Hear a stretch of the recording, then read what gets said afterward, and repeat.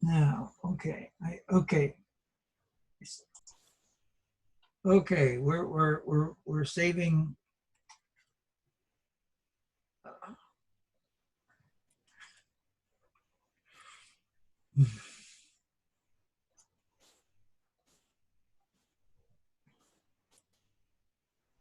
All right, well, I guess on that note, and seeing that it is indeed 7 o'clock, I suppose we ought to start the meeting.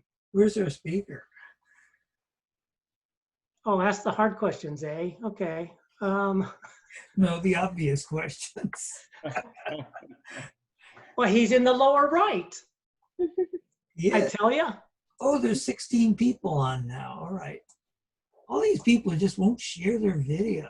Come on, people. We don't know you're there. All right, well, nevertheless, we have an assembled Come on, crew. join the meeting. We're getting there. Let us know you're here. All right, I think we are ready to go.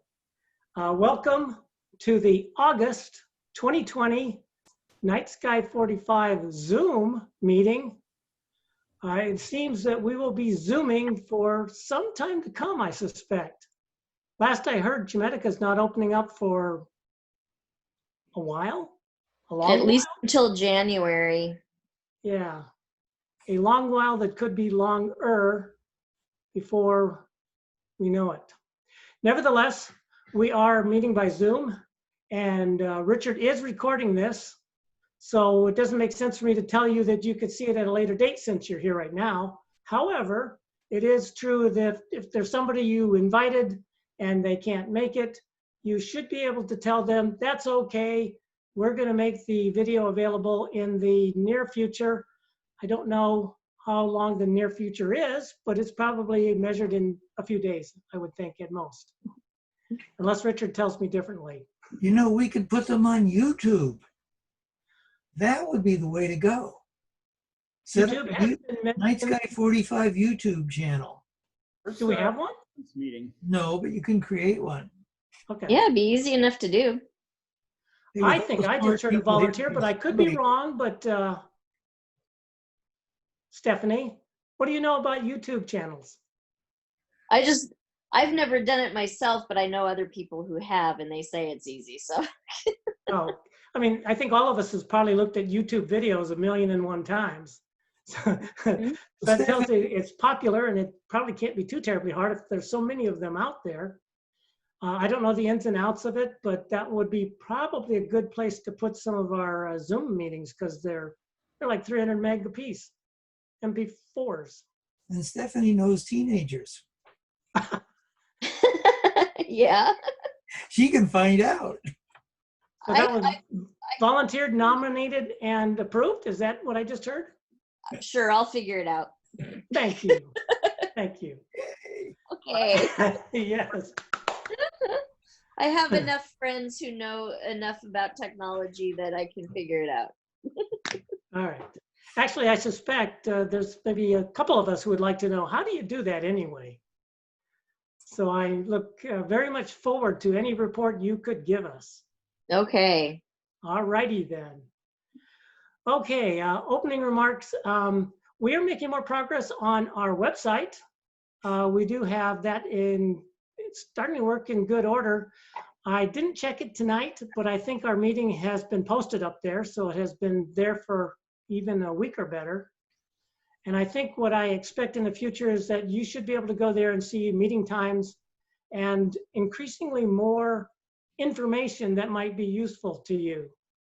I'm just going to make a quick remark to say that I think, and this is, I hate to say this, but this is kind of selfish on my part, but I think you're going to see maybe some sort of connection with for sale items there. Says the guy who has way too much astronomy stuff and really needs to find better homes for them than my garage. That would be on there. And some other things, links to other events. And also the club has various things you might borrow, at least, and I don't know the exact number, but I'm going to say at least 4 telescopes. I don't know if that's true, but I think it is. And there's even a really cool astro camera that's making the rounds.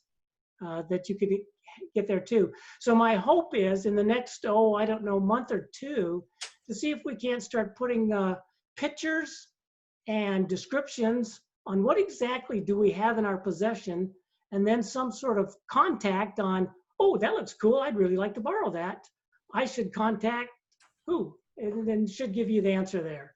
So there would be an ability to get these things to people instead of, my understanding, correct me if I'm wrong, is some of them are in the planetarium at the college. I think that's true. Yeah, I think there are still a couple in one of the closets there, and then I have the little 4-inch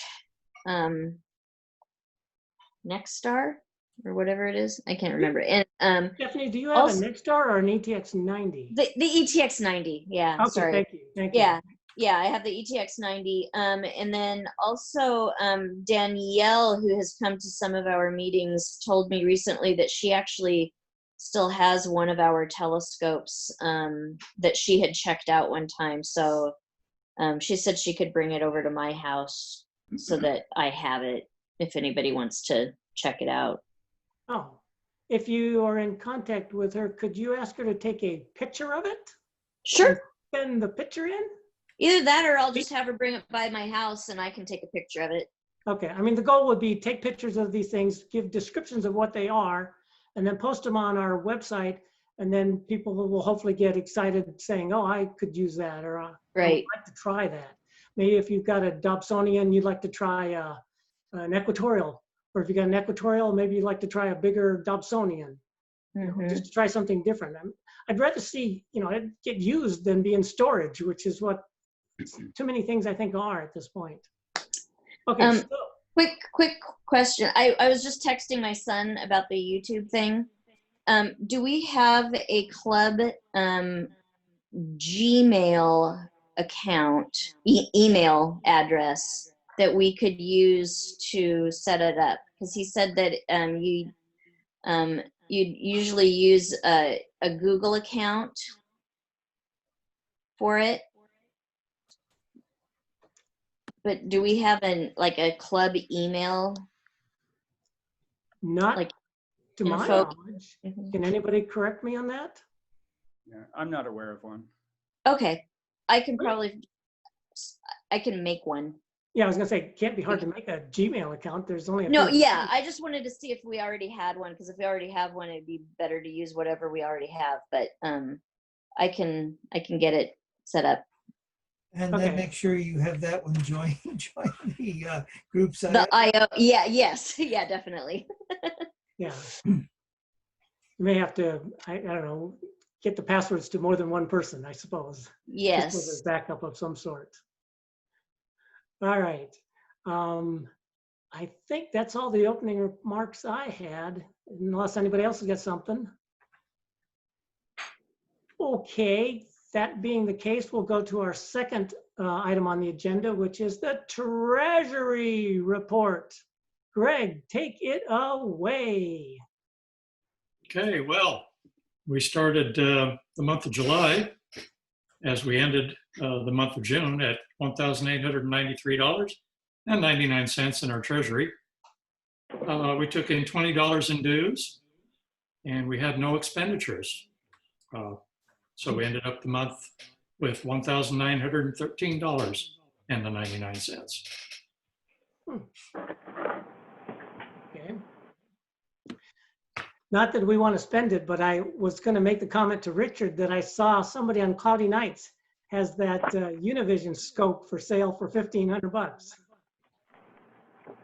For those who don't know what I'm talking about, Richard has this incredibly cool 4.5-inch that is really all electronic. And by that, I mean, even the eyepiece is actually a TV screen. And it can be controlled by multiple people's cell phones, and the images can be broadcast to multiple people's cell phones, which might be the ultimate in star party spiffiness. You could actually have a bunch of people standing in a circle 20 feet apart and all observe. Well, at least 6 anyway. The ultimate star party. Yeah.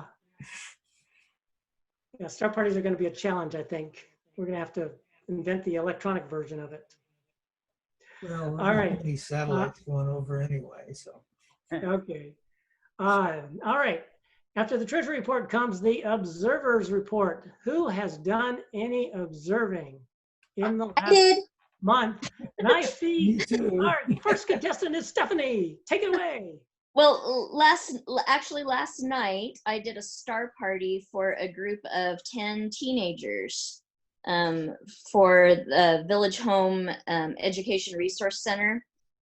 They've been doing kind of fun classes for the teens all summer. And so last night we had a star party and I did it out at Fordyce Farm and set up several telescopes, and we did a planet walk just before before it got dark, and then I did a little tour of the night sky with them, told them a few mythology stories, and we got to look at Jupiter and Saturn and M13 and M57, and just they had a really good time.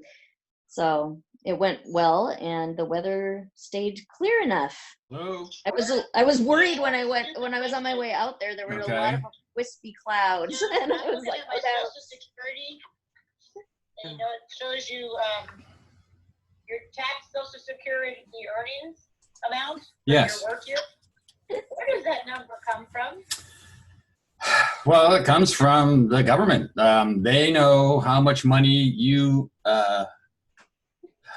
not even you, they know how much money that your Social Security contributions were based on. So I'm looking at my is- I think somebody's got a mic on that doesn't know it. do you want Yeah. to mute yourself? I think you're talking about things that shouldn't it be like something close are to personal. my income? I mean, they base something close to that? Hello, you have a I'm microphone not sure I understand your on. question here. Okay, so it said my Who's tax Social talking? Security earnings. Richard, I can't tell who's talking. 2019 No, is $21,452. it's Tim. Okay. That's how much is subject to Social Security here. I just muted Tom Carrico. Oh, The little microphone thing that's going blip, blip, so you know where it's coming from. oh, all right. I couldn't tell. Okay, There so we go. Stephanie, Yes. what instruments did you have to look at the sky with? Okay, well, I took the EXT. is that what- ETX90? I took it with me, but I was by the time it was dark enough for me to try to get it all set up and everything. I was having a hard time getting it set up, so we ended up not using that one. So I had my 8-inch reflector and my new 12-inch reflector, and one of those little Galileo scopes. So we basically used those, and I talked to them about different types of telescopes and how they work and stuff, and they had a really good time. Okay. Well, you had a 12-inch out there, so that's big time. Yeah. That's new for me. All A right. friend gave it to me. Ooh, Yes. Nice. that's a good friend. Yeah. Definitely got on your Christmas list, huh? Yeah. All right. Are there any other reports? I have some. Oh, yeah, go ahead. Okay, let me go to share here because they're pictures. It's open, you can get it. Okay. Hello. We'll see Huh. you. Doesn't seem to work. Looks like it kind of locked up, actually. Okay, let me try. Yeah. You should be able to. It's you're allowed. Yeah, it's absolutely not working.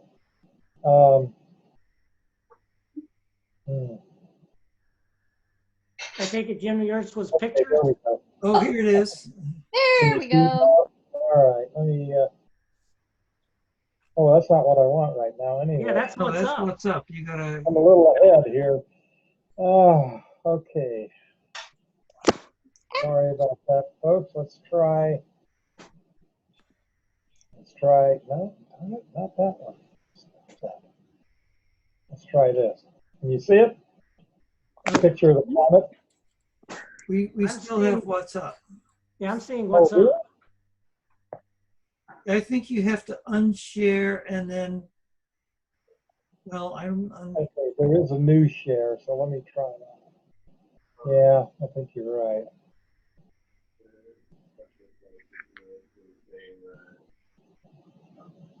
You see anything there? Not yet. Huh.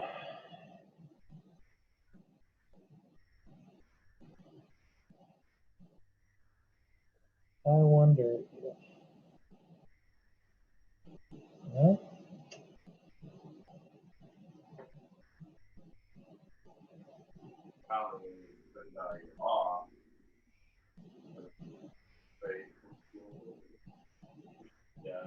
Oh, wait a minute. I think I got it. Okay, yay. There you go. there you go. Oh, that's not too unintuitive. All right. Can you still see it? Yeah. You see a comet. Got a comment. All right. Well, that's one of the shots I took this last month, and But we're only that was, seeing part of it. oh, really? Yeah, I think, there we Yeah, go. that's better. All right. Not quite full screen, but you can still see it. Okay. This is the comet over Mount Hood in the early morning, just the first light of dawn there. And then this was the evening preceding that last shot. And I like it because it's got both tails fairly well shown. And one more. This was a late shot last 2 weeks ago or so. Comet was getting pretty faint and far out, but it was kind of cool because this is the ISS. What is the of Exojet Aviation? What's that? Street address for Jet Aviation is 23411 Autopilot Drive, Sterling. Yeah, so it's 2837. Okay. Okay, that's all I have anyway. Oh. Richard, did you have something? I got some comet pictures too. Address for Jet Aviation 234. Let's see. Right, so Street address for Jet Aviation is 23411 Autopilot Drive, Sterling. I feel like you're just saying something that. What is the address in Fort Lauderdale of Exojet Aviation? No, I'm just saying that. Okay, hang on. Who's doing the We got Exojet.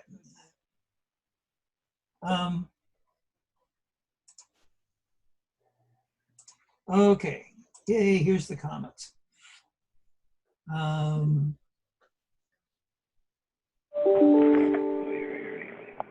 Slideshow. Street address for take. All right.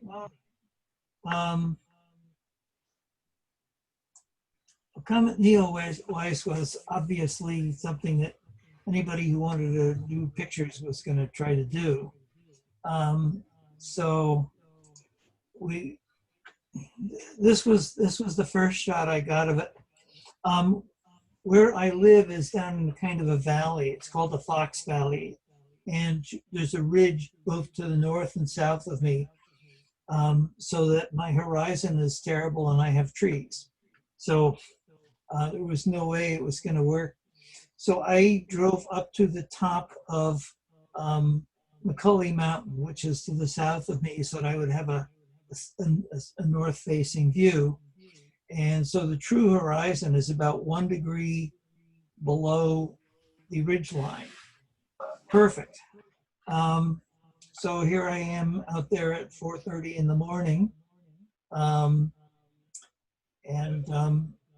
Yay, the comet. Sitting at the edge of a Christmas tree farm.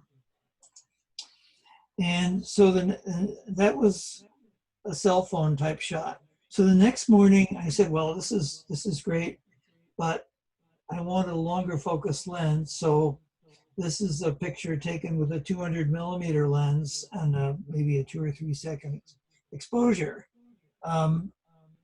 It worked out very nice. This is still that 4 o'clock in the morning thing, which is kind of tiring. And I was hoping that we'd be able to see it in the evening sky.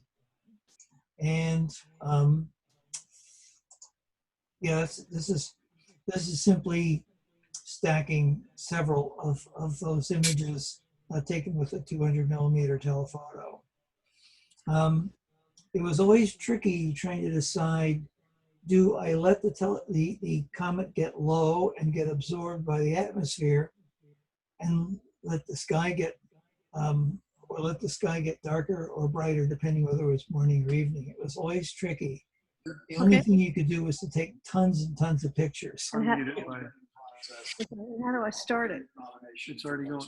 It's already going. Yeah, this Well, is just a presentation. Well, then, turn that off. I want to hear it.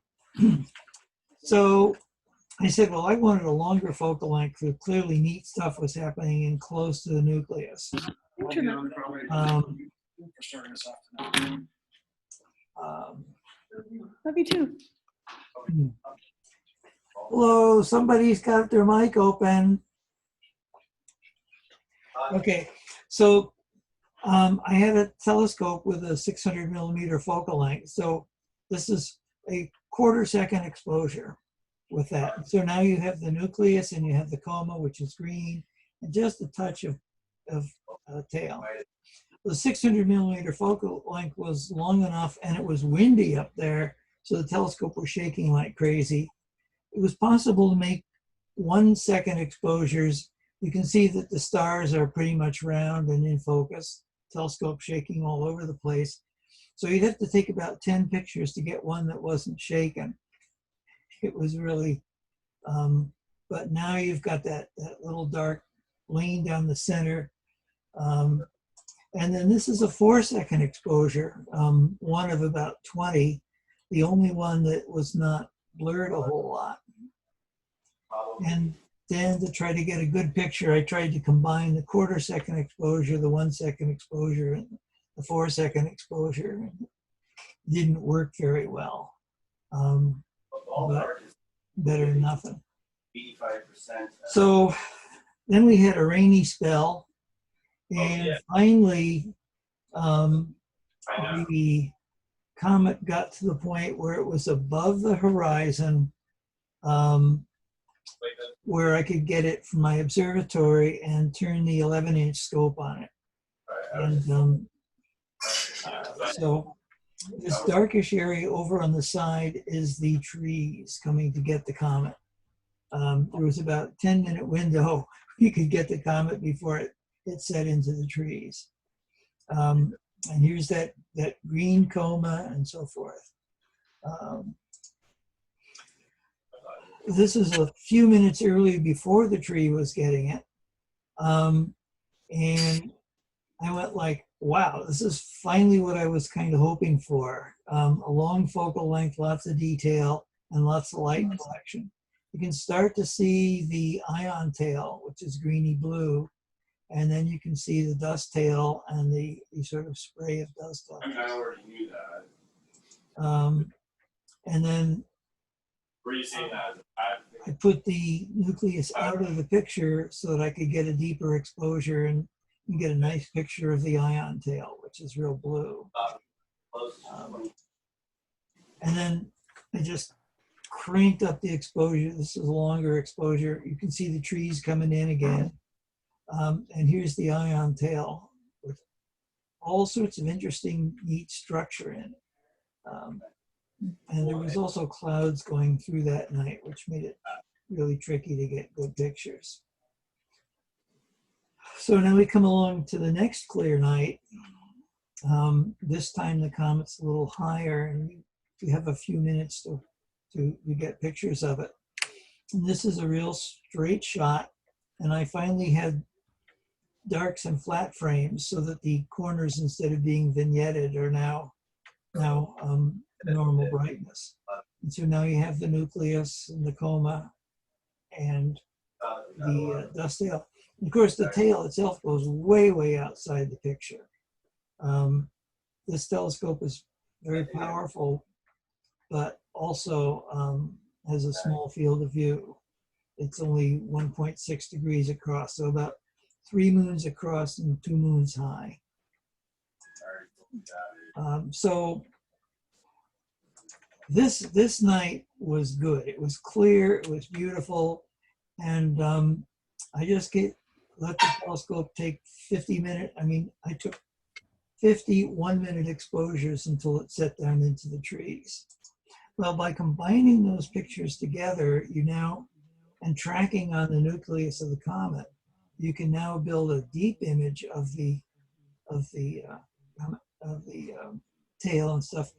And this is an HDR kind of processing. We have a very long dynamic range. So you have the nucleus showing a little almost star-like point, but you also have all the features in the comet. And these were color images. So this is a funny way of processing. I took out all of the brightness variation and left only the color in the image. So now you can see very clearly that the ion tail has this blue color. And around the coma, you have that funny green, and then the distinctly orangey colors in the dust tail. So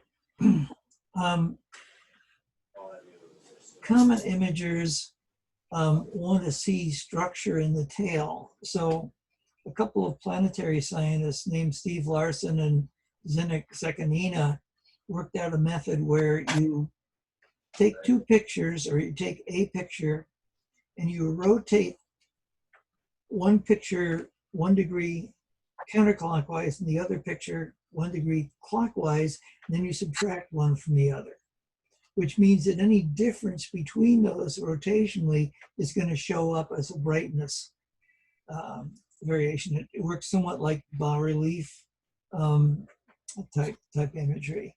So you can see all the stars are doubled. So here's one that's been rotated. And what this does is this brings out any radial differences that are happening in the comet. So you can see this brings up all the fine detail and structure in the comet's tail. And then because we had an hour's worth of pictures, I did another thing where I took an image that was taken at the beginning of the sequence and another image that was taken at the end of the sequence, and I subtracted one from the other. Okay, now the stars are all doubled because the comet was moving relative to the stars, but now anything that's in the tail that's moving shows up as a dark image and a light image, one after the other. So this, instead of showing structure that's radial, now shows moving material going outward. If you could make a movie of this, you would actually see these blobs and stuff like that moving down the tail. Probably don't have enough time in the 50 minutes pictures that I got to show that. But and then this is the same data, but now just made as a pretty picture. And you've got the ion tail and the dust tail and the color variations in that.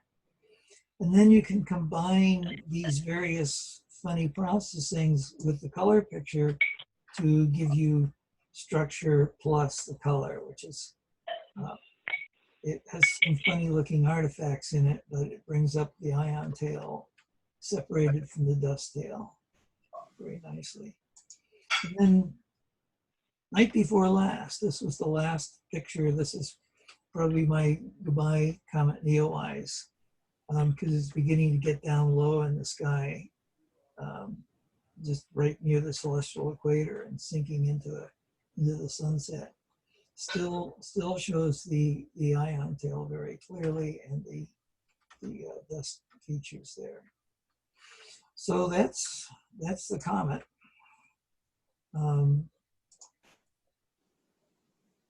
it's been really, it was really, really nice when I didn't have to go up on top of a mountain to see it. But could just go out to the observatory and spot it again. Oh, plus I can't imagine you dragging the Raza up the mountain. No, the whole problem is it's got to be polar aligned and stuff like that, which is hard to do in the daytime.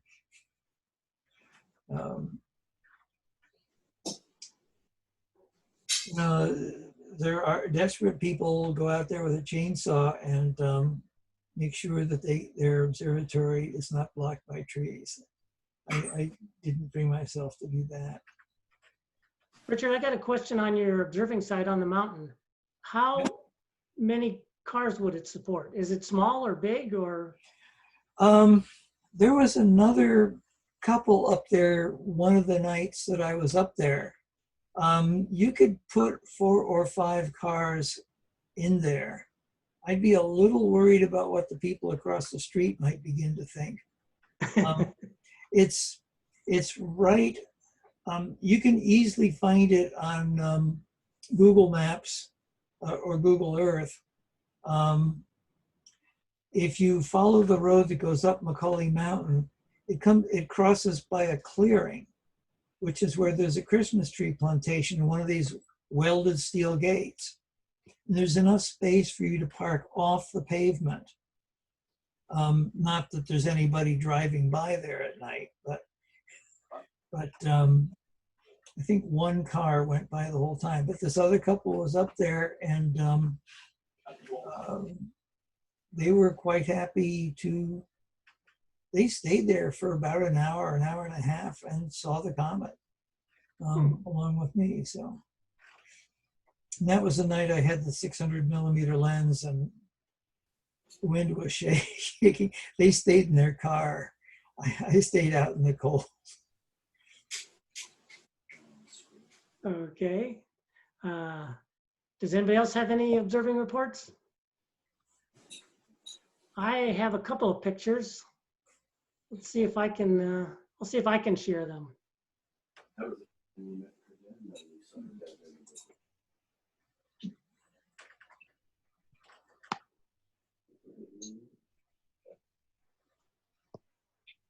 Let's see, let's try that. All right, do you see anything? Comet. Yep. What do you see? A nice comet. Okay, so I did get the right screen. All right. This is indeed the comet. In fact, this is at the same place as Jim was at. This was with my Canon 60D. And because the 60D is such an older sensor, it's not as sensitive as the newer ones in cameras. So to get this picture, I wound up with 11 30-second exposures, which were stacked, which explains why it seems like there's an earthquake on the mountain, because it does seem to be vibrating.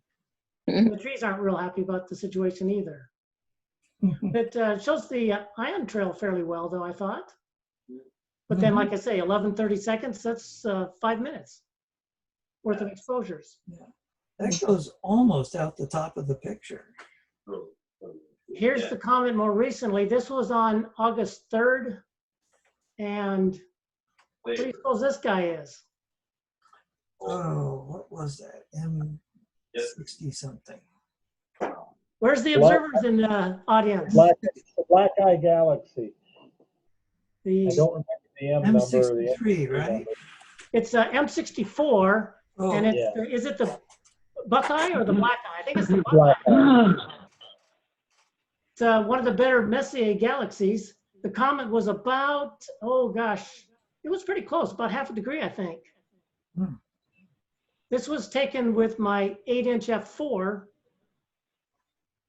And this is 36 10-second exposures, which were stacked on the fly because I've got the ASI 294MC Pro camera, and SharpCat does stacking on the fly. So I didn't have to do any of that, which made it pretty nice. yeah. I also took a day or two later, it was right next to M53, a globular. And the night after that, it was next to M53 and the globular that's right next to M53. I haven't finished processing those, so that'll be for a later date. I'll maybe throw that up on Facebook. Besides deep sky, you can go closer, like in the solar system. Here is Jupiter. This was on August 12th. Well, that's today. It must have been, wait a minute, that can't be right. It wasn't, I don't think this was last night. Yeah, I think my date isn't right on there. It says 8/12, but I don't think I believe it. But anyways, this was with the C11 at prime. And this is with the Canon 60D, which does pretty nice on the planets with its movie crop mode, where it just takes the inner 640 by 480 of the frame and then processed. And you can see the great red spot is trying to sneak off the disk, but otherwise not too bad. And here is Saturn. And this is, I think this was from actually last, oh, I take that back. That was from last night, now that I think about it, because the 8/12 is a UT time, which the night of the 11th here is going to be the 12th in the morning in England. So Right. yeah, this was last night.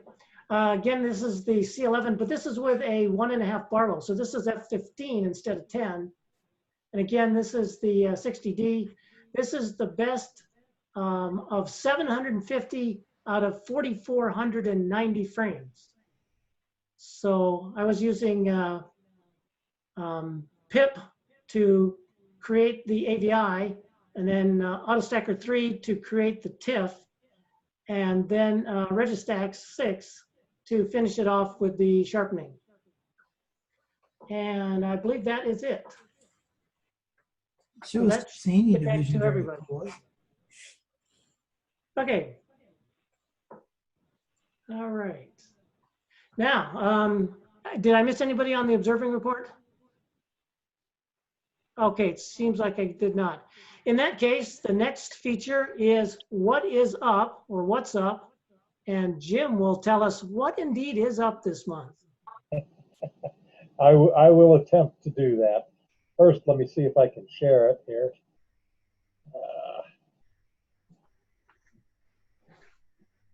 Okay, did that work?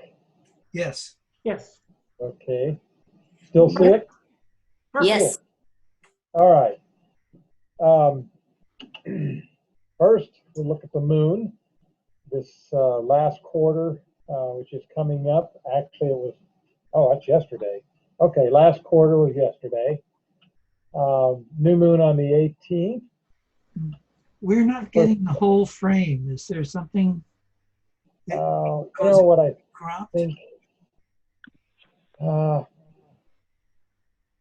No, I don't know why that's happening. I think it's because, let's try this. You can see it now. Did that work any better? No, something funny's happening. It's being clipped off on the right side. Huh. Oh, weird. There, that I have looks. no idea. I think part of the problem is I'm using the browser. You can web just browser. put it on the screen.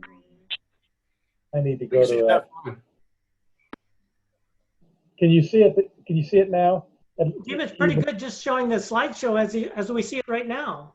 Why don't we just do that? That would be simpler. Yeah. Okay, that's first quarter.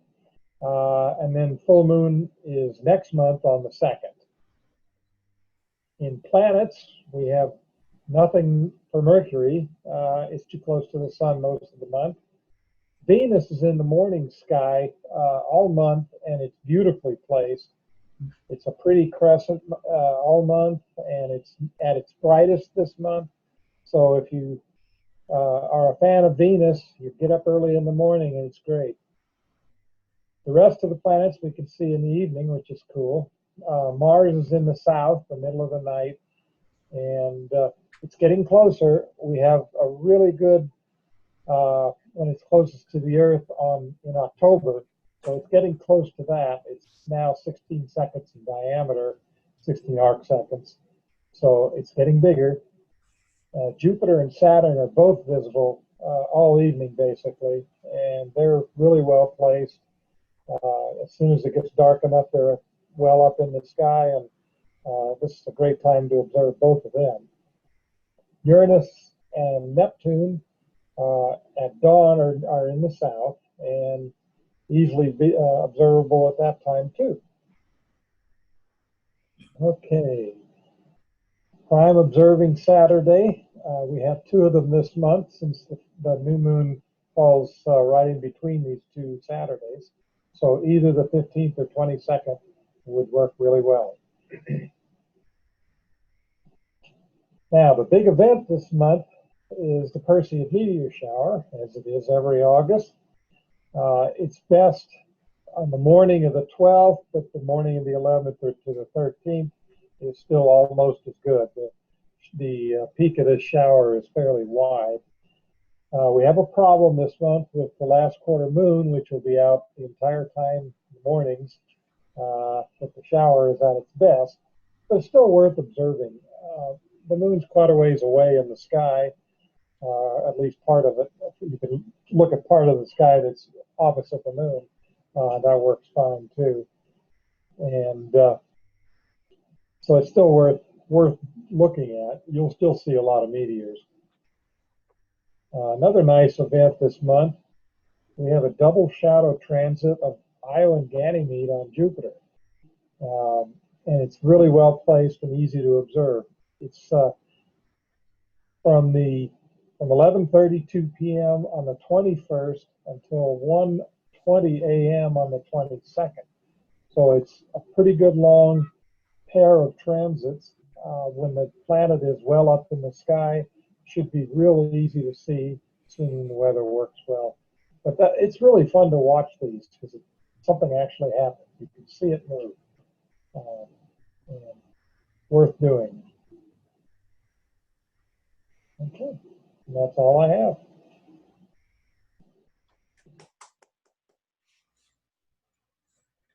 All right. Well, thank you for that, Jim. Yeah.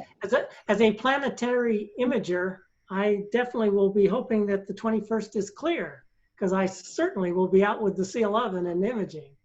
Yeah, fact, you should. Hopefully, if it's clear, I'll take a movie of the whole business. Yeah, that'd be cool. That'd be cool to watch both shadows go across. And yeah, let us look at it next month when you get it. All right. Well, at this point, it is now ready for our speaker, Duncan Thomas, and he is going to tell us about a piece of software which is free. I have to admit, I'm really impressed with the amount of really, really good software that's out there, and it's free. Images Plus notwithstanding became free recently, but PhD is one of them, and it's very useful for all the imagers. And so I'm going to hand it over to Duncan and tell us about PhD 2. Okay, thanks a lot. I appreciate it. I appreciate the opportunity to talk to everybody today about PhD. One thing I forgot to ask before we started this, Richard, who controls the slides? I sent them to Nick, I think. Do I need to pull those up on the screen here, or do you guys have control of that, or what? You can share your screen, or if you sent them to someone else, they can put them. They can put them up and share them. Have you done this before? Screen sharing on Zoom? Not on Zoom, no. Okay. Well, if Nick's got them, maybe it'll go smoother if he displays. I sent them to Nick and Mike, I think. Yes. Okay. Whichever, Nick or Mike, whichever one you want to do. I don't know that I've looked for them. Let's see. I got to go find them.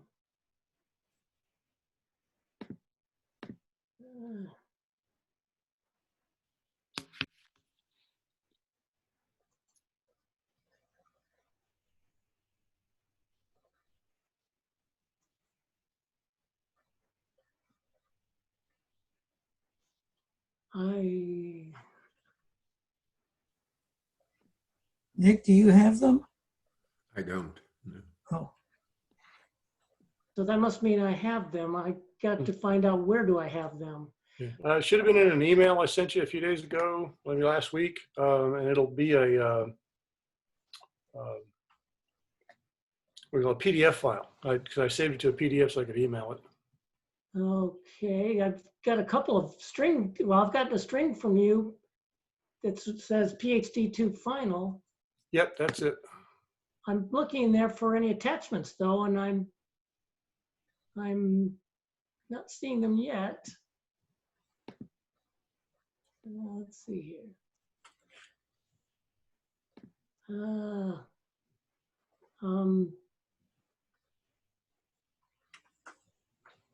Is there more than one string that you're in?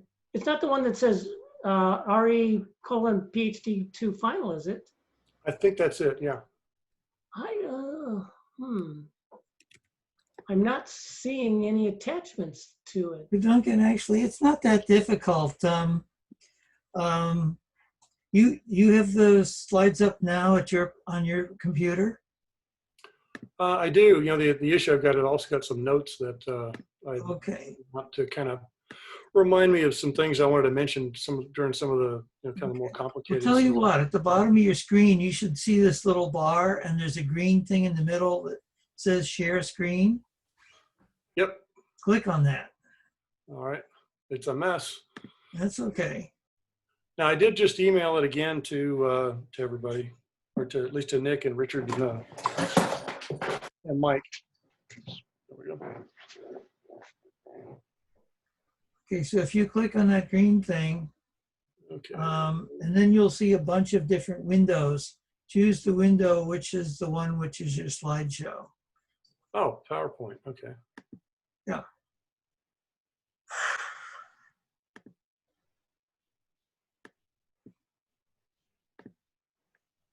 Okay, I've got a firewall here. I've got to turn off. Hang on just a second.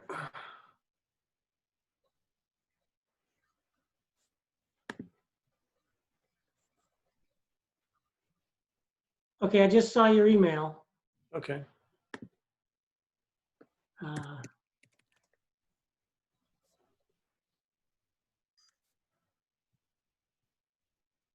There we go. Hopefully I can do this here.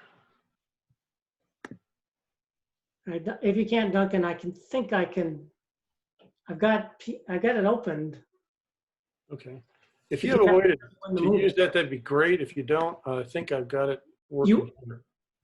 Okay, if you don't, I think I'm ready to go. Yep. There it is. It's up. Okay, it's up. Oh, all right, great. Looks good, Duncan. All right, now you guys just seeing the PowerPoint presentation, or are you seeing my whole screen? We're seeing your whole screen. So you want to go into, there we go, perfect. Okay. Okay, so I can do it this way, but the problem is that like my notes, I've got a few detailed notes that I can't read because I was planning on doing like a kind of a split screen thing there. So if you can figure out how to pull the PDF I sent you up in a minute, we can swap out the screen share thing. Okay, why don't you stop? But I'll get started.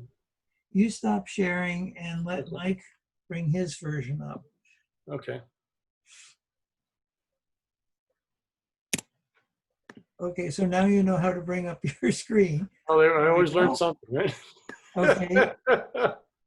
I think this is it. That's it. But you'll have to tell me when to move it. But just okay, make it no full problem. screen. We'll go ahead and I'll just say slide. That's what I used to do anyway. So okay. So next slide. Okay. Oh, awesome. Thank you. Okay. All right. So let's get going here. So I appreciate you guys inviting me to do this. I've been looking forward to it. I know one of the things I wanted to mention here is that I'm not an expert in PhD 2 by any stretch of the imagination. Matter of fact, the first time I tried to use it, I was living in Virginia at the time. We just moved here about a year ago. And everybody's been real welcoming, by the way. Thank you all for welcoming us here. But I was up at this observing site that we had in just about an hour outside of DC called Turner Mountain. And I showed up and I think there's a couple guys that are watching tonight. I sent to Howard Marcus and Chow Wang. And I set up and I'm trying to use stuff and I'm just like going nuts. And I asked this guy, Howard, I said, can you help me? And Howard came over and it was clear that I had no clue what I was doing. I had, nothing was working right. And he could have just said, go learn what you're doing and get out of here and come back when you know something. But he was really patient, spent must have been an hour helping me get set up and get started. So I wanted to thank Howard and Chow for mentoring me for the last 5-6 years and this stuff. They've just been super, and it's something that I've tried to pick up and do and help others as well. So this is one of those opportunities that I have to help kind of pay that back, pay that forward. But again, I can't thank those guys enough, and I think the astronomy community is just an awesome community to be involved in.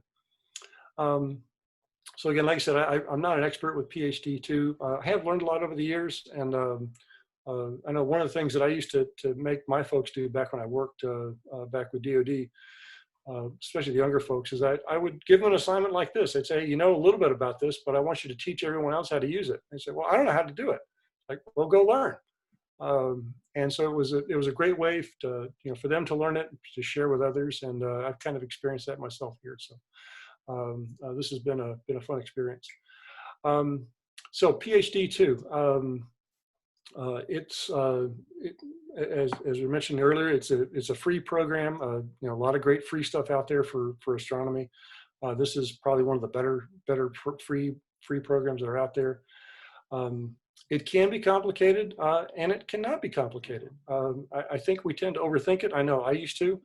So I'm going to try to cover a lot of the basics tonight, and I'm probably going to spend more time talking about things that are not necessarily PhD's fault for bad guiding, but other things that we need to look out for. So with that in mind, we'll go ahead and kind of plow through everything. What I'm going to do first is talk about equipment, and then the cameras, and then get into the setup and everything else. Now, before I do that, one of the things I did want to share with folks is just a couple of things. I've been doing some work for High Point Scientific lately on a part-time basis, and they asked me to test out this aperture 60 millimeter refractor that they started manufacturing, I guess, about a year ago. And they've been selling it for maybe a little less than that, I think. But that's what you see in the background right here, a little 60 millimeter doublet FBL 53 refractor. And when I got it, I thought, oh, okay, I'll check it out. I didn't think it was going to be a great scope, but it's been pretty rock solid. I've been impressed with how solid it is. I'm in the process of putting on one of these ZWO electronic focus controllers on it. I took the focus knob off of today, and this thing is like just really heavy. So it's not cheap plastic, and that's kind of reflective of the whole thing. So I was just surprised. Nice little scope. But again, this looking forward to trying out this ZO EAF. Hopefully this is going to be a nice addition, because I really didn't want to have to go buy a new Moonlight every time I wanted to get a different scope. So this is a much cheaper way to go. I think it was going to work. And the last new things I got was this Pegasus Pocket Power Box Advance. They finally started shipping this. So far it's been pretty good. I'm having a couple of COM port connection issues, trying to figure that out. And I'm not really a PC person, so that's probably the biggest problem is probably me. But it's been a great way to manage cables, dew shield, dew cables and all that other stuff. So. And as you can see, it kind of mounts nicely, kind of right in the dovetail. So I've been pretty impressed with that so far. So, okay, let's get on with everything else. So next slide, please. All right. So stuff you're going to need. You're going to need a mount that's capable of accepting guide commands. So if you've got a Celestron CG4, you're out of luck. Great mount, great equatorial mount, but it's all manual. So you need something at least like an AVX or a Skywatcher ECM35 that'll accept guide commands. Those are kind of the entry-level mounts where you can do that. And then you want to be careful of the weight. So one of the things that I've observed when I've been helping out here at High Point a little bit is get a lot of questions about, hey, I've got this 40-pound scope and I want to put it on my AVX and I want to start astrophotography. That's not typical, but it does happen. So a lot of people really don't think about the weight. So I just wanted to mention that. And I kind of put these into two categories. It used to be almost every mount was, if I had to follow this half weight or half weight capacity, 2/3 weight capacity rule. So like an AVX will hold 30 pounds. And so for imaging, you really didn't want to weigh it down with more than, let's say, 15, 18 pounds, 20 pounds. And I think that's still true. Some of the newer mounts from Skywatcher and Celestron, like the CGX and the EQ6R Pro, they're actually good at imaging up to their weight capacity, what they state their weight capacity. I don't know if you can do 5-minute subs, but you can definitely probably get away with 30 to 60-second subs, almost at full weight on those mounts. So that's probably a new thing, I think, probably over the last 3 to 4 years since those mounts have been out. So like the older NEQ6s and stuff, I wouldn't necessarily load one of those up, at 40 pounds. I'd probably follow the old rule for that. So just be careful about the weight and make sure you weigh everything up before you decide to jump in and start doing imaging and expecting your guiding to work out. So next slide, please.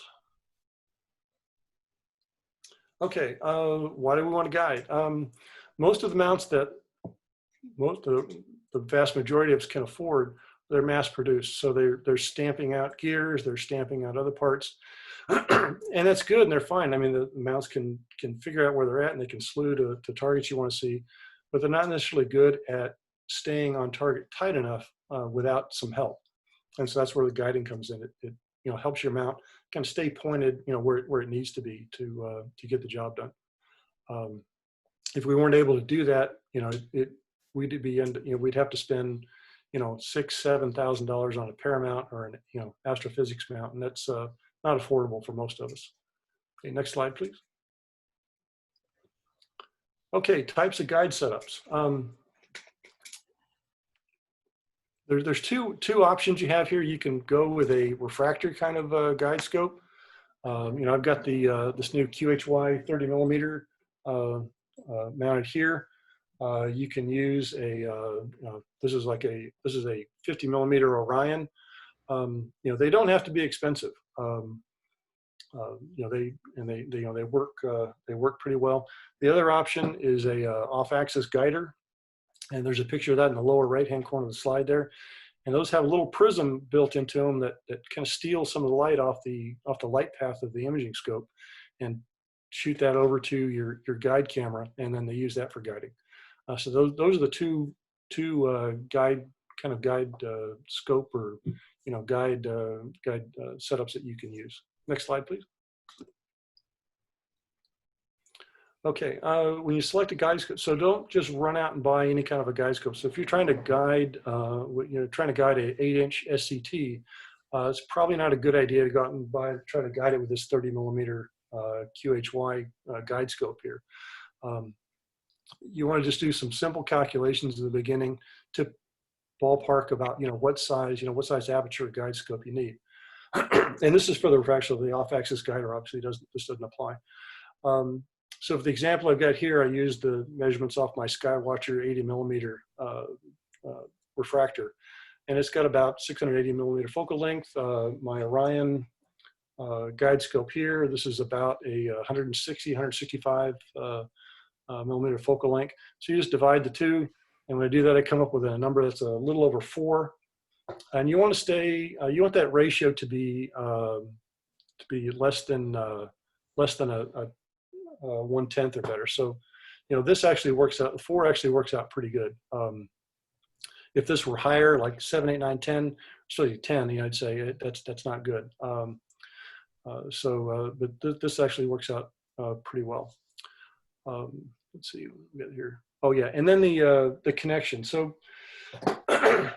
I have this 60 millimeter ZWO guide scope, and I bought this used, and it's not a bad scope, but the problem is that this helical focuser in the back is really kind of loose, and even if you tighten it down with all the set screws here, it can still kind of wobble a little bit. You can get some flexure there. So it's okay most of the time, but it's not as good as I thought it was going to be. So I would definitely make sure that when you get something solid.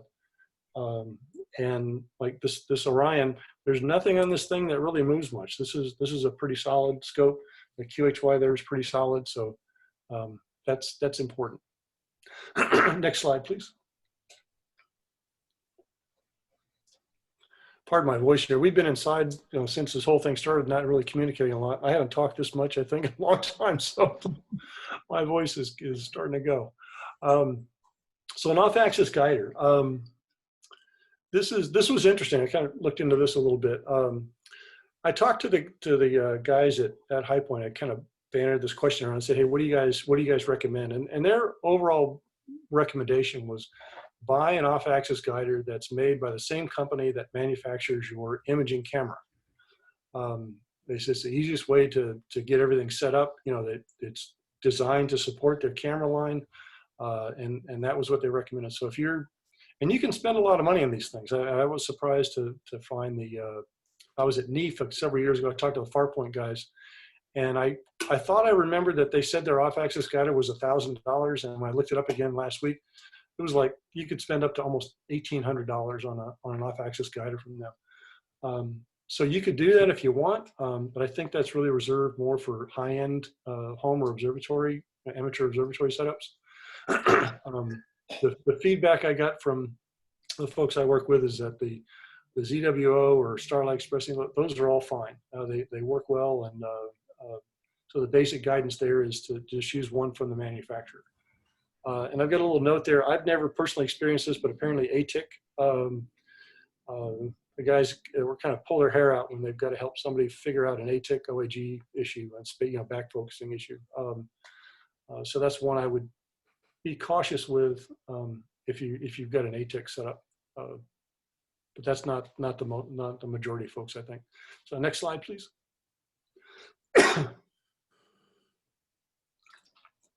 Okay, guide cameras. Up until about 5 years ago, you could, you'd be forced to either buy an Orion Starshoot or a really expensive, some other camera to do this. Since that time, ZWO and QHY have come out with, I think, some really good cameras that are also serve a dual purpose as a guide camera. And you can pick these up. The ZWO 120, I think, is like $149 right now. Works great as a guide scope. There's one issue with it, which I'll talk about a little bit later, but I wouldn't have any issue recommending it. My personal preference on a guide scope is that you get one that has the connections where you plug your cables into the back of the camera, and I'll talk about why later. It's not that the other ones won't work, but I find this to be a little bit easier to deal with, and a few less problems that may come up. And I'll go over that in a little while. Orion Starshoots are still out there; they're still sold, but they haven't come down in price. And I've never seen a difference in how well they work versus $150 QHY or ZO. So next slide, please. Anybody have any questions so far?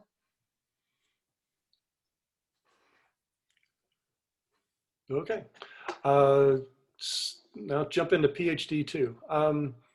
So again, it's free. It runs on Windows and Mac. It'll run on a Mac as well. And not a lot of programs out there in astronomy that support a Mac, but this does. And matter of fact, I'll just make a point here. In some of the later slides, you'll see some windows. I did most of my screen captures for this using my Mac. And while all of the individual screens are all identical to what you see in a PC, they present themselves a little bit differently on a Mac. So the Mac will be like a pull-down menu, and then the PC, there'll be tabs running across the top that you can select. But other than that, it's all the same. Okay, so just for reference, there's the web location website where you can download the software.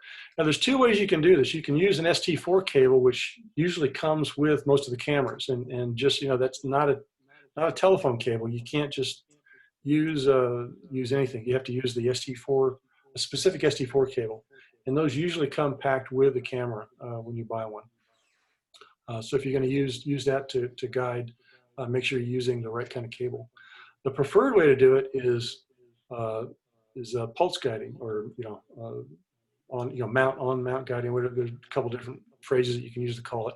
That's where you actually control the input from the camera through the computer to the mount. It's a better way to go. The commands are more prompt. There's some other benefits that I'll talk about a little bit later on in doing it that way, in using pulse guiding. And then obviously before you do that, make sure all of your ASCOM drivers, make sure all of your EQ mod drivers, if you're using a Skywatcher or a Orion mount, make sure all those drivers are all up to date as well. Next slide, please.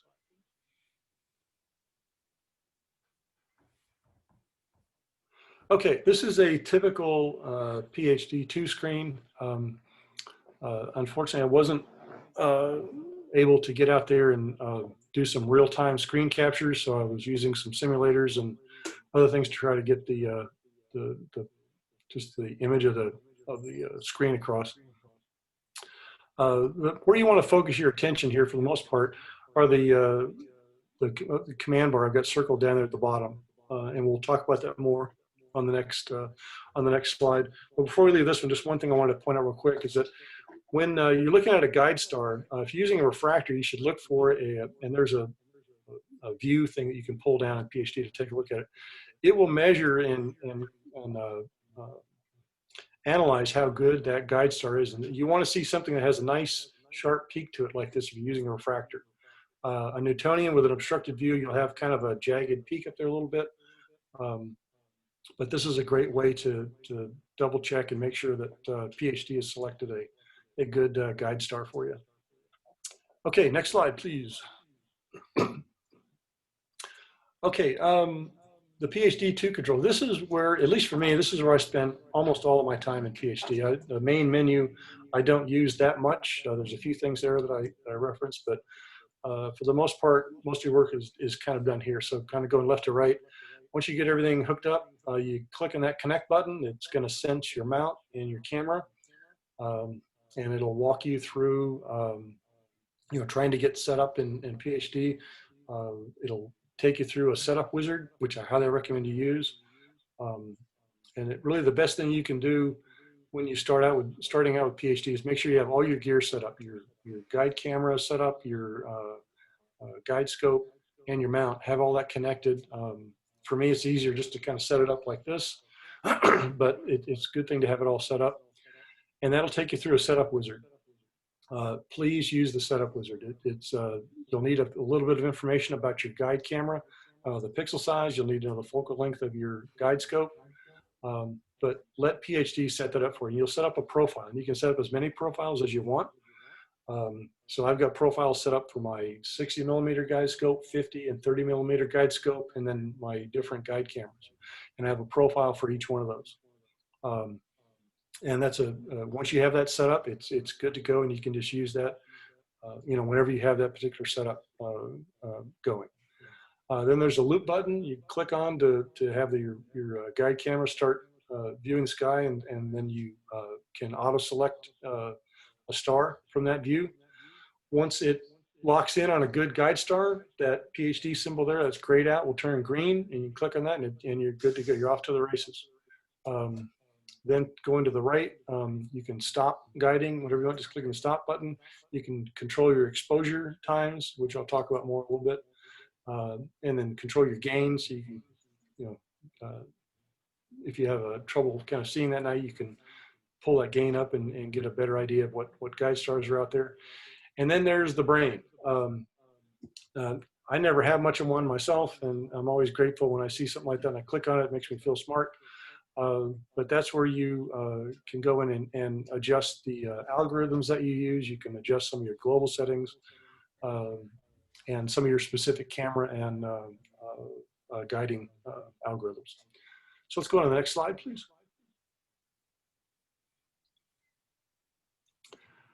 Okay, this is what I kind of jumped ahead a little bit. So this is these are kind of a series of the screens you'll see when you're using the setup wizard in PhD.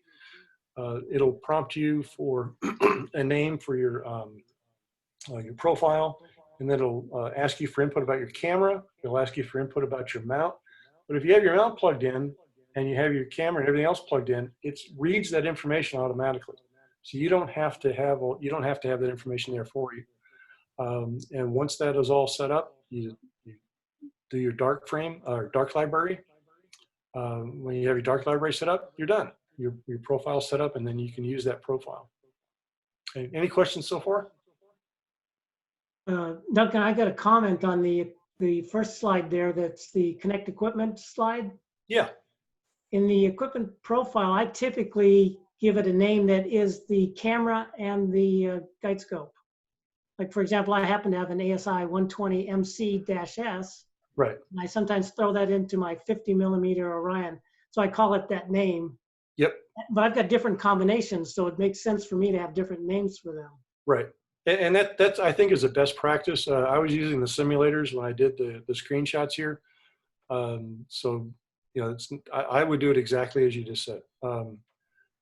In my profile setup, I've got, you know, I'll call it like Orion 50 ZWO 120, or I'll call it QHY 30 ASI or ZWO 290. And that way, like you said, that way I know exactly what guide scope and camera combo I've got in that profile. I have to name them a little bit further because I've got the 120 MC-S and the MM Mini as well. I have a pair of them.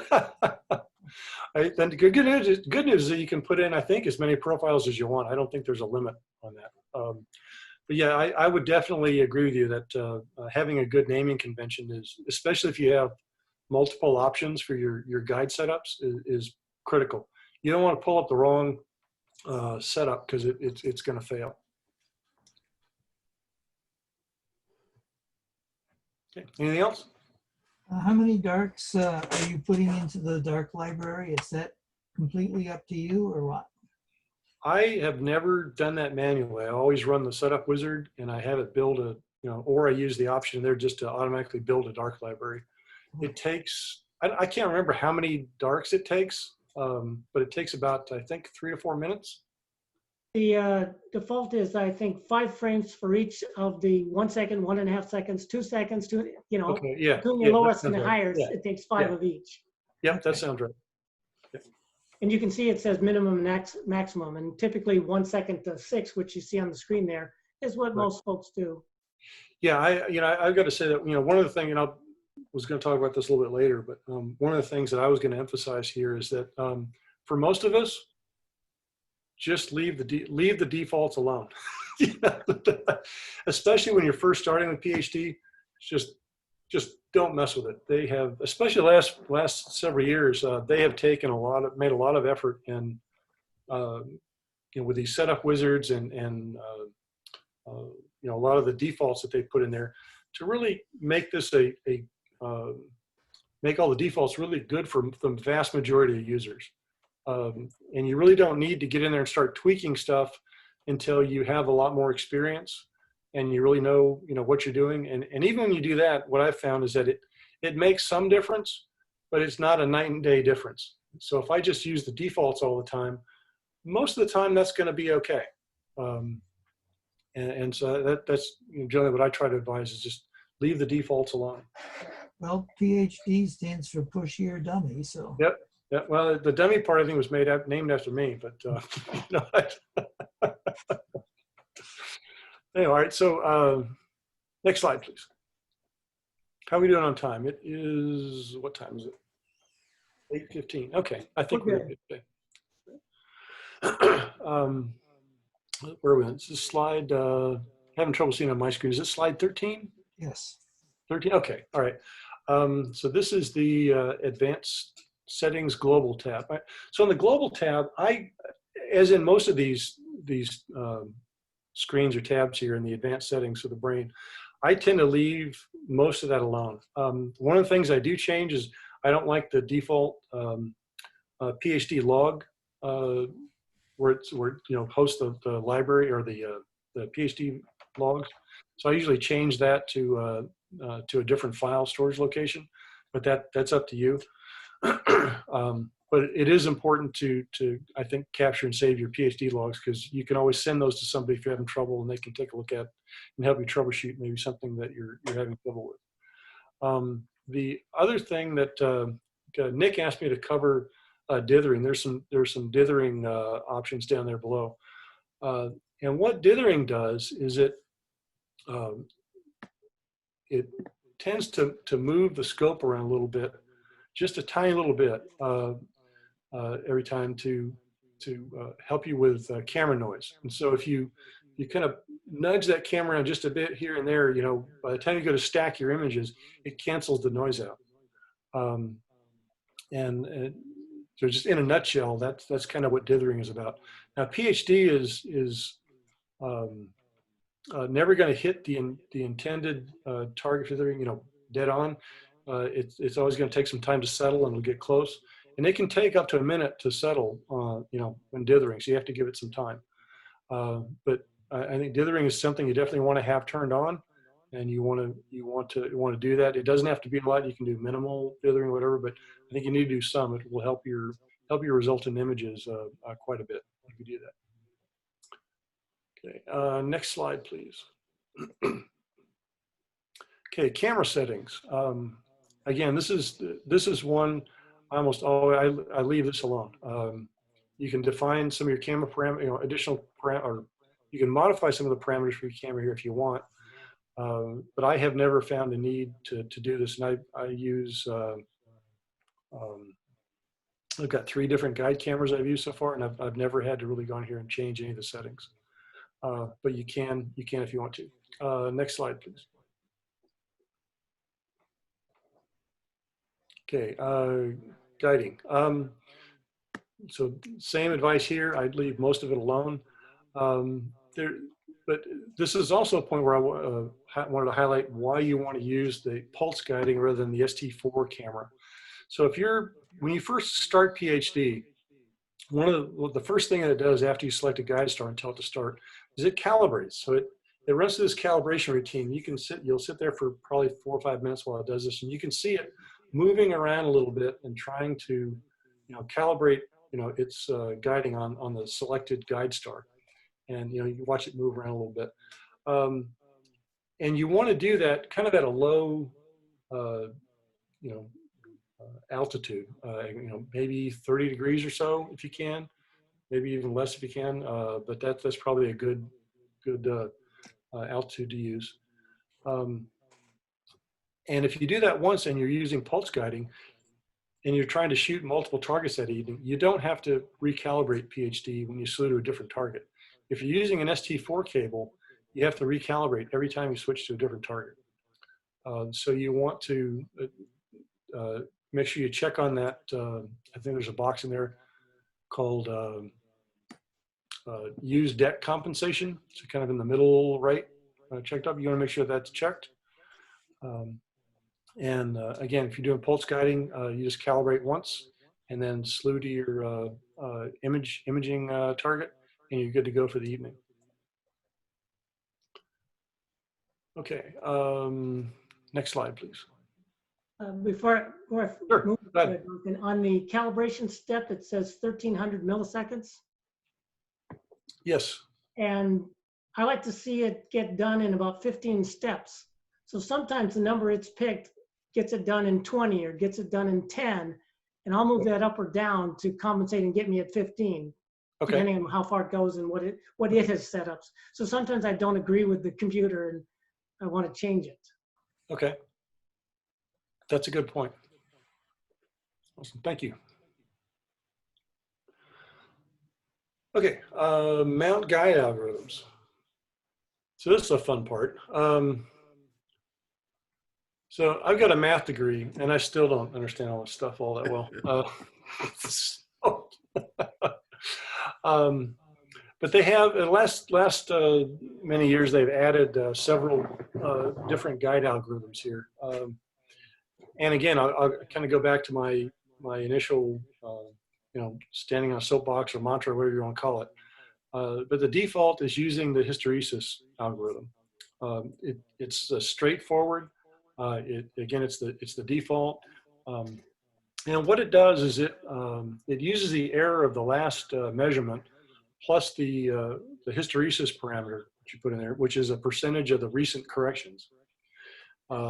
And so if you set your hysteresis to, let's say, 10%, pardon me, it means that the correction is 10% of the recent guiding corrections plus the correction gathered off the last sample. So this is kind of like the initial calculation.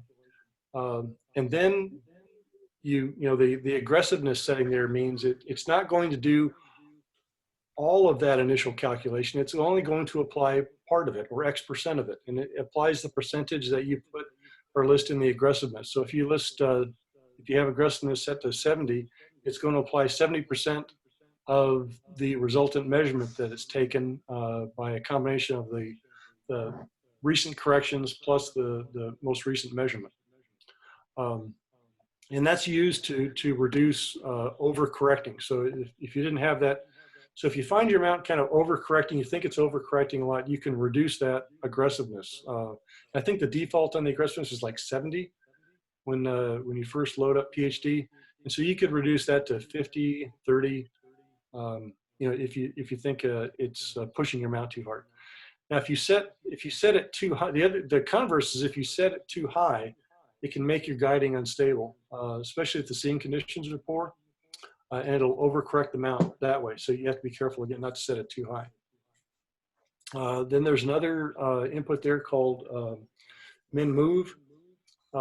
Some mounts, I think Mead maybe have a problem with this. They don't like moving tiny amounts. These things are usually tiny amounts are measured usually in milliseconds. And especially, and the mount doesn't know what your image scale is, right? So you've got to kind of, you'd have to kind of calculate that and put that back in. So this is something, again, where I let PhD calculate this. It gets the input from the setup wizard, and it'll use this, to help set a min move value there. Now, of all of if you're seeing I think a high rate of declination guider corrections and lots of direction reversals in deck, you might be chasing the seeing. And so in that case, you want to adjust the min move value a little bit upward to see if it'll reduce that. I think of all of the detailed guiding parameters that we were talking about here tonight, the two min move values are probably the most likely to warrant adjustment, kind of on a nightly basis, depending on what your seeing conditions are. Okay, let's see. Next algorithm I'll talk about is resist switch. And so again, if you're starting out with this, you haven't been using it a long time, just stay with hysteresis and use that. And then after you get some experience, you can take a look at some of these other algorithms that are offered here. So resist switch, again, tries to work out which way the deck axis is drifting. It wants to see at least 3 guider corrections opposite the way it is going before it kicks in. So the drawback is that if it incorrectly establishes that trend, it can cause a lag of up to like 3 or so samples before it reacts and pushes it the other way.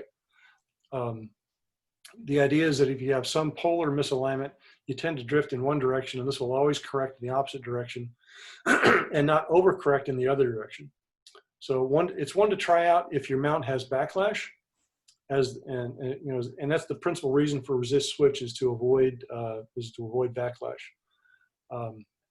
It also has a fast switch for, I should have mentioned, I wanted to delete that, never mind. All right, let's go on to the next one. Next one is low pass.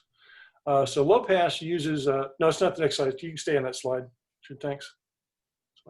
Low pass uses a simple median error, so not the mean, but the median. What it does is it stops the mount from overreacting to seeing conditions. The starting point is for the calculated move for PhD is the median value of the guide star deflections, and it tries to establish if there's a trend, and then the slope weight acts as a slow filter. So the weighting tells the program, how much it's off, how to use it. Again, these are algorithms. This and low pass 2, which is a little bit different than low pass, are ones that you really don't want to apply unless you have a lot more experience in using these things. Low pass 2. It does a similar slope calculation but based on recent corrections, and it's typically used for very good mounts that have encoders. So, I think the new Skywatcher, what is it, the EQ8, I think it is, has an option when you buy that. You can buy it with encoders. And then you get like Paramounts, and I think some of the astrophysics mount have got encoders on them. You'd want to use low pass 2 if you have like a real high-end mount. And that algorithm is designed to support those. Z filter, or I guess some people call this Z filter, is good if you have a large periodic error poor seeing. This is an interesting algorithm in that PhD, when it's taking exposure, 1 to 10 seconds typically, it issues a correction at the end of the exposure. So if you set your exposure factor, which is one of the options for Z filter, let's say to 10, and the exposure is a second, then what Z filter does is it issues a correction every 1 second, but it looks at the last 10 and averages them. So you get an immediate response, which reduces the lag. But if you have a mount with like a large periodic error, this is probably a good algorithm to try. Again, after you get a little bit more experience with PhD, because this focuses more on using the PE of the mount rather than more so than the other algorithms.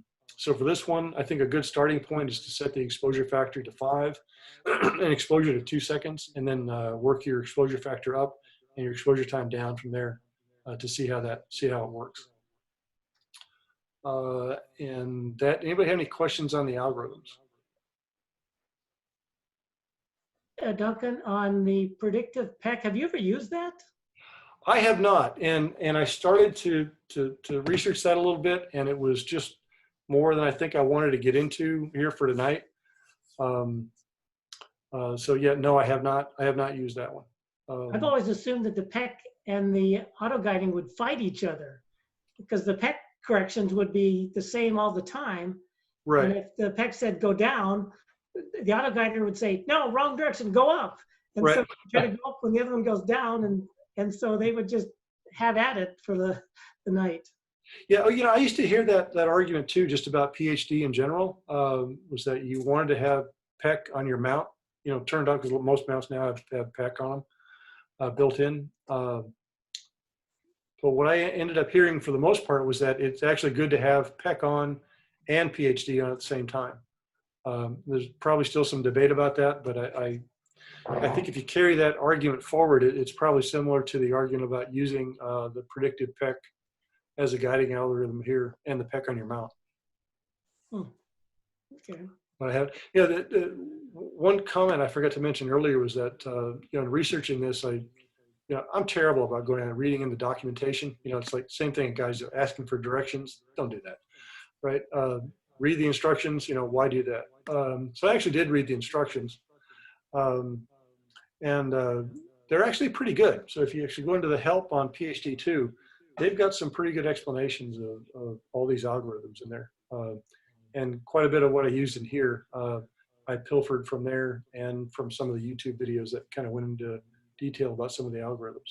But I couldn't find anybody that discussed the predictive PEC algorithm yet. So if I find something on that, I'll try to write up a little something and send an email out to the group. I'll take that as an action item. Oh, that just made me feel like I was back working again. Okay. All right. Let's see. Okay, so in kind of summarizing the algorithms, I did kind of work up a little summary here. So you'll notice here that you can select different algorithms for RA and DEC. And they're pretty much the same, I think, with the exception of, which one is it? Resist switch is not, resist switch is not in RA. So for DEC, resist switch is good for DEC because it avoids hitting some of the backlash issues.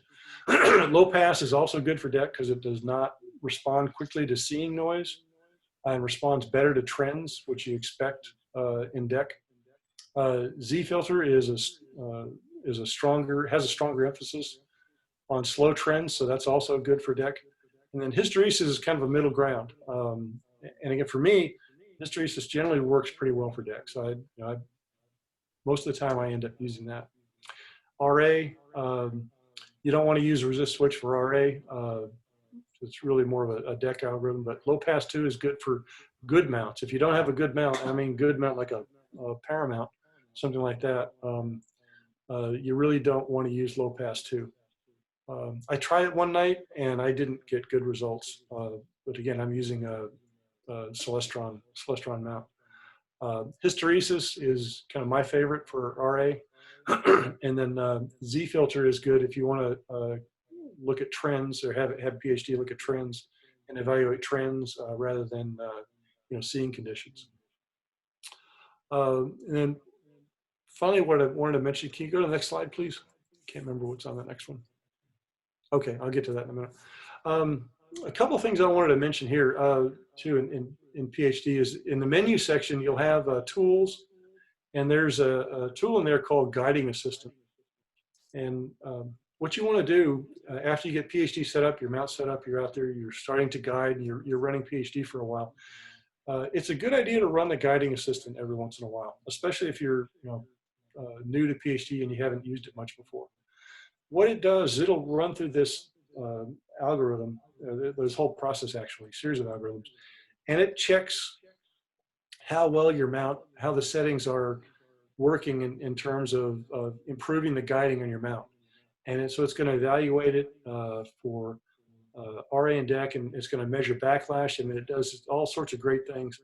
And when it's done doing that, it takes about, I'd say it probably takes a good 10, 15 minutes to do this. I usually give it 10, 15 minutes.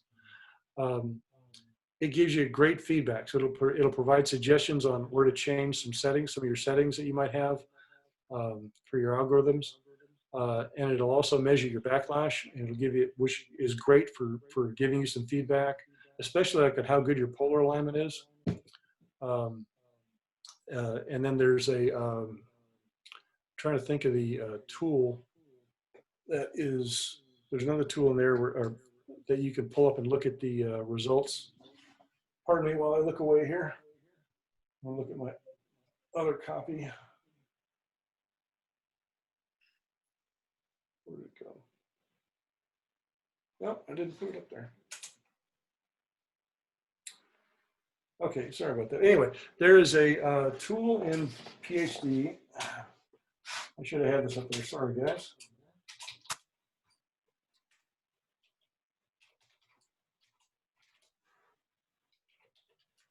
Oh, come on here.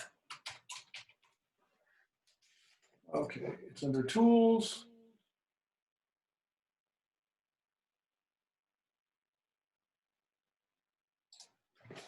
Tools and review calibration data. So that's what that's the thing you want to check. So that reviewing calibration data, you can look at your RA and DEC measurements there, and if they're fairly close, and the graph will show you as well. If they're fairly close, it means you have a good polar alignment. If they're way off, your polar alignment's bad. And so it's a great way to get some some feedback on how well your polar alignment is set up.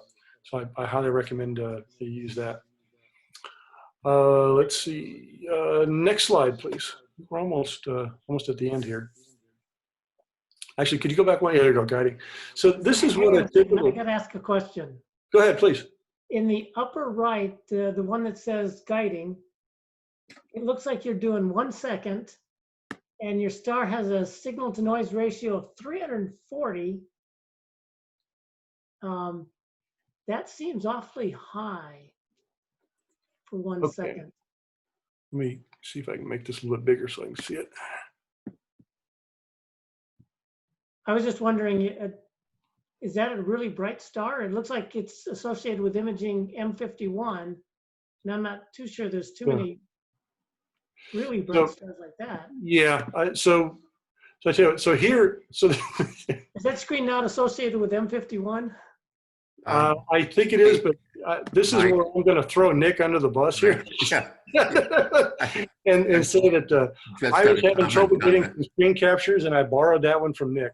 So can you address that, Nick, please? Do you hear me? Yes. Yeah. Go ahead. The guide scope was not pointed at M51. It was off, maybe a couple of degrees. Oh, okay. So it was looking in a slightly different direction. Okay. The reason I was asking the question is because I typically use like 2 seconds, and I see a lot of signal to noise like 40 or 50 or even 20, which is pretty low. But 340 would for me be a really bright star, but I rarely see that when I'm guiding. Yeah. And that's a difference, I suppose, between my backyard and wherever this was taken. Sure. Right. Okay. Okay. Yep. Right. Nick, I appreciate you giving me that slide. I was having trouble getting that screen capture for that, and so that was. But what I wanted to show on that slide, it was just the give you an idea what the PhD graph looks like for people that haven't used it. Actually got pretty good guide results right there. Got a couple of spikes right there, but that's ideally that's what you're shooting for, is to get guiding results like that if you can. Duncan, do you have any guidelines on what you call good guiding? And now I notice on that one, the total is 0.62, and I think that would be pixels. Is it set on pixels or arc seconds? I'm not sure. You can set it on either one. Because if you look on the graph, the second it's plus 200, and then the XY is, I think, plus or minus 4 pixels. Well, that's set on pixels then. Okay. Yeah, pixels. For me, pixels is hard to tell how good it's actually guiding if you're using pixels. If that were degrees, and then that were the scale, and that were like 1, 2, and 4, I'd say that was pretty good. But yeah, pixels to me is a little bit harder to gauge. But to answer your question, total RMS, I try to shoot for 1.5 total RMS seconds or less. And quite frankly, I try to do less than 1 is what I try to shoot for if I can get it. Do you do most of yours with the settings in arc seconds as opposed to pixels? I use exclusively arc seconds, pretty much. Yeah. Okay, and I think that's changed on the setting tab, which is the third one down. Correct. Yeah, you can toggle it back and forth between pixels and arc seconds. Okay.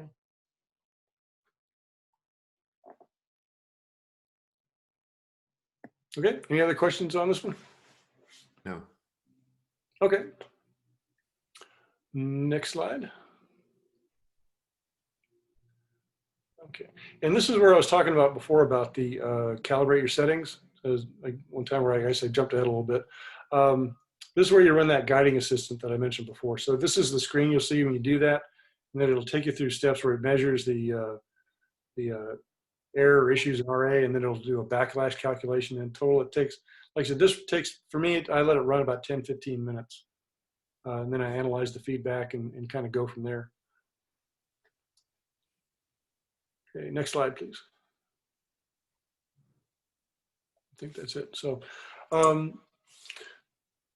so this is, I kind of wanted to spend some time on this slide, and I think should be able to wrap up here in about 5-10 minutes and be done well before 9 o'clock. So I was out the other night, and it was like last week, and I was setting up PhD and get everything set up, and I started guiding, and I mean my graph is like going all over the place. It's like a Olympic ski slope. I mean it was total RMS. There was like 7, 8 arc seconds like that. It was awful. And I'm sitting there, I'm looking at it, and I'm going, oh my God, I think I want to go out to the garage and get my sledgehammer and just beat this thing to death. It was, and my initial impulse was to blame PhD too. It was like, what's wrong with PhD? What's wrong with my settings? Something's not right here. And I knew something else had to be wrong. And that's one of the points I wanted to make, is that usually something else is wrong. It's not PhD, it's usually something else. In this particular case, my polar alignment was terrible. I thought it was good. I don't know what I did. Maybe I nudged them out. Maybe I did something. I've got a real tight space in my backyard where I have everything set up where I can actually make everything work. So I might have nudged them out or something like that. But when I did the calibration, ran the guiding assistant, I checked my polar alignment. It was horrible. And so I had to redo the polar alignment. And once I redid the polar alignment, I got my total RMS down to, I think it was like that night, it was down to 1.26 arc seconds total. and that was with the AVX. So one of the go ahead. Oh, I thought there was a question. Sorry. So one of the I think one of the main points I wanted to make is that if you just download PhD and you stick to the default settings, and you find that your RMS, total RMS, error is like all over the place, like 4, 5, 6, 7, arc seconds, there's probably something wrong with your setup. It's probably not PhD. I know for me personally, it's tough to get a good polar alignment at home because Polaris is sitting about 2 fingers higher than the street light. That's, so I have to kind of look over a street light to see Polaris. So it's tough for me to get a good polar alignment at home. But when I do get a good polar alignment, I have everything set up and everything's rock solid. I've gotten this AVX. I was out in Utah my wife and I were out in Utah last year, kind of touring some of the national parks. And we were out at a Boreal 1 dark site. Oh my God. I mean, just for observing it, just absolutely gorgeous. So seeing that night was just awesome. There was no wind, I couldn't believe it. And this AVX was guiding with my 80 millimeter, not even the 60 with 80, at the total RMS was like 0.5 arc second. It was phenomenal. I was, doing backflips almost. It was great. So, again, so some of the things I wanted to emphasize here, especially the do's. Make sure your polar alignment's good. For polar alignment, I use, I start off with one of these, a QHY Pole Master. Once I get the Pole Master, I run the routine of Pole Master, I switch over to SharpCap Pro, and then I double check the polar alignment with the polar alignment routine of SharpCap Pro. There's also a polar alignment routine you can use in PhD too. I've never used it, but I know some people that do, and they have good results with it. But I really like the polar alignment routine of SharpCap Pro. And so get a good polar alignment. Again, ensure your mount is level. Anything that's off there, it's gonna can cause you problems. Make sure all your connections are super tight. So here, I'm going to use this as an example. So one night I was guiding. This was about a month ago, 2 months ago. I was out in the backyard imaging, and everything was going well. I'm like, great, I can go inside and take a break for a little bit, and everything's going to be great. And I went back outside about 15 minutes later, and PhD is beeping, and everything's going all, yellow screens going off all over the place, and everything's, kind of wonky. And I couldn't figure out what was going on. I kept looking at everything. All the connections looked fine. I finally got frustrated, said, I'm done. Shut down the computer, started tearing down my setup. And when I started tearing down my setup, I looked at my guide camera. And this goes back to the point I wanted to make earlier about why I don't care for the side connection on the guide camera. I started to grab my guide scope, and it started to do this. And what happened was I didn't have this in tight. So, you've got the camera comes apart here. So it was sitting there spinning, and with the ZWO cameras, there's actually two. And you've got the nose piece, and then you've got actually the camera cover. Either one of these can come loose. So this is just one of like probably 100 things that can go wrong. You just want to make sure that all that stuff is really tight. So that's why I switched to a rear camera with rear connectors on it. Again, emphasize using the setup wizard in PhD. Begin with the default settings. Make sure your balance is good. Again, last week when I had to redo my polar alignment, the other thing I saw was that my balance was off. I thought it was, I don't know how I messed that up, but the balance was not quite right. So once I fixed my polar alignment and I fixed the balance, I got decent guiding after that. I didn't have to change any of the settings in PhD.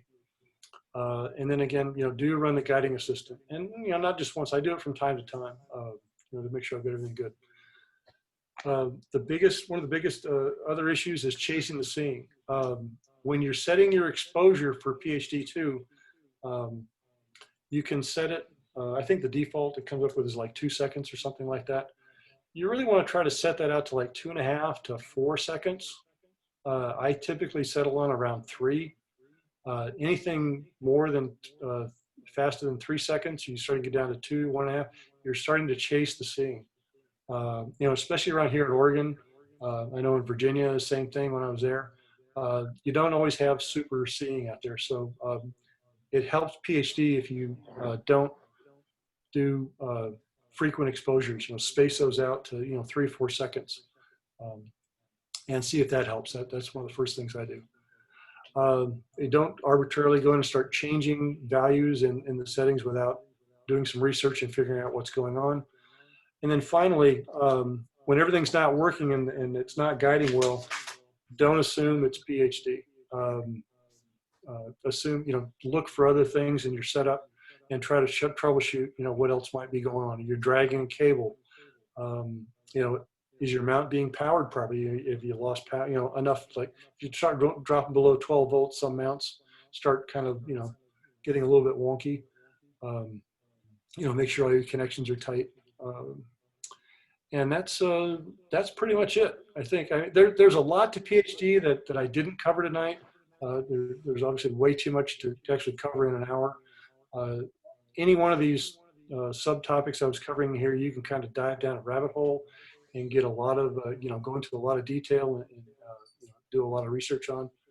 But I think for the most part, for the vast majority of us, just sticking with the default values and making a few minor adjustments here and there, I think you'll do well. You'll have success, and I think you'll find it's a great program. So with that, I think I'm done, and I will be happy to cover questions, or if not, I'll. Duncan, you got one more slide. You're on 19 of 20. Am I? What's the last slide? Is there one more? It is. Oh, references. Okay, yeah. Just for everyone. I think this will be posted later. Okay. But there's a couple of references that I used that I found were helpful. So there's an actual, the guys that developed PhD2 did a briefing, slide briefing. And again, that's kind of one of the things I discovered in researching this was that everybody covers PhD differently. So I would encourage you to go look at what some other folks have briefed, look at some other YouTube videos, other briefings. I've listed some of my favorites here. The PhD user guide is actually pretty good. There's a guy named Chris Woodhouse that did a bunch of videos earlier this year. I thought he did an excellent job covering PhD2 on some things, especially the algorithms. He was actually doing a tutorial on Sequence Generator Pro, which is another program that makes me want to put my head through a wall, but I use it. But he provided probably the best tutorial on Sequence Generator Pro I've ever seen. And part of that, in 2 segments in there, he covers PhD2. Very well worth the time watching that. And I think Chuck's astrophotography is another one I like. I kind of like the way he presents stuff. A lot of people like Trevor from Astro Backyard. I think he's the only person I've met that talks more than I do. So I kind of get frustrated listening to his videos sometimes, but he does cover things very well. And so those are, I think, some of my favorites. So I think that's it. So thank you for catching that last slide for me. I appreciate it. All right. So any other questions before I head out here? Duncan, I have to make one comment you're going to find kind of surprising. You made the comment that the Celestron CG4 is not something for auto guiding, but that's exactly what I used to do exoplanet imaging. Oh, really? With guiding or not? Can you guide with that, or with the motors, or what? Do the motors take guiding in that or not? Well, the way I did it is Celestron does sell a guiding or motors. They sell the motor kit. Yeah. Can you? I didn't know you could guide with the motor kit. And there's a person that has developed a piece of hardware which will input auto guidings into the controls. Wow. Okay, that's great to know. Could you? I'll have to show you the picture of this hardware. Okay, that'd be great. If you could share that link with that equipment with everybody, I would really appreciate that. There was, I don't know if you've heard of the Kate experiment on the total eclipse a couple of years back. They used CG for mounts, and they had hardware that would do the motors. But after that program was over, the eclipse was over, one of the persons involved in it apparently has experience. and he was able to come up with an Arduino solution that provided auto-guiding capability to a CG4 mount. As crazy as that sounds. That sounds great. If you can do it, that's all. You know, the nice thing, because that's a very affordable equatorial mount. You know, it's a real solid. You know, for what it is. Yeah, they typically go for about 300, and then I think the motor kit is about 150, and then this other piece of hardware was about 90 bucks. But you needed to know how to solder and drill into plastic, and it was kind of a kit. Wow. But for under $500, you get a guidable equatorial mount. Yes. That's awesome. Wow. Thank you. That's great. Yeah. If you could send an email to everybody with that info on that, I would really appreciate that. I don't know how many CG4s are running around out there. There's a lot. Yeah, that's a very popular mount. So a lot of people have them, I suppose. Yeah. Very popular mount. Very popular mount. Well, all right. Well, thank you for that. That was an interesting talk on PhD2. I hope that has spurred a lot of people into wanting to do imaging with auto guiding. And so we will hopefully have the video of this uploaded somewhere in the next couple of days. I'm sure we'll hear from Richard on the progress on that score. Okay. Otherwise, yeah, there's a chat from Stephanie about the YouTube account. So. Oh, right, that too. All right, I'm going to stop sharing here. That should bring us back to go. All right, well, thank you for attending. We look forward to more clear weather yet before the summer is out, and more images. And we'll see you next month, second Wednesday, 7 o'clock, Zoom meeting. So, Richard, I'll let you okay. out. And thank you, Duncan. That's very interesting. I've done a lot of imaging without using guiding, but as the mount works better and better, I'm realizing that, hey, you know, guiding would be good to incorporate again. Used to do. Well, I can say for all of the pictures what? And I can say for all of the pictures I've posted over the last year or two that were taken with my C11 at prime, those have to be auto-guided because there's not hardly a mount out there that can handle that kind of magnification without some help. Yeah. And I'm doing it from my backyard, so it's not exactly a professional observatory. Yeah. Right. Okay, so I will terminate the Zoom. I'm turning off the recording. All right. Thanks, everybody.